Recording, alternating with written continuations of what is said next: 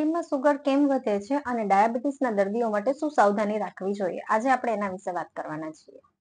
શિયાળામાં શરીરને ગરમ રાખવા માટે આપણે વધુ ઉર્જાની જરૂર પડતી હોય છે, જેના કારણે શરીરમાં એવા હોર્મોન્સ બને છે કે જે બ્લડ સુગરમાં વધારો કરે છે. ઠંડીના લીધે ઓછી શારીરિક પ્રવૃત્તિઓ છે, 8-9 ગ્લાસ પાણી છે, ઘી, તળેલા ખોરાકની લાલસા પણ સુગરમાં વધારો કરે છે.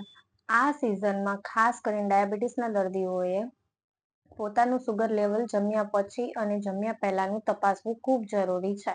ઉપરાંત નિયમિતપણે સંતુલિત આહાર લેવો, પ્રોપર માત્રામાં તમે એક તંદુરસ્ત જીવન જીવવા માટે, તમારું આરોગ્યને સારું રાખવા માટે તમે કસરત કરો,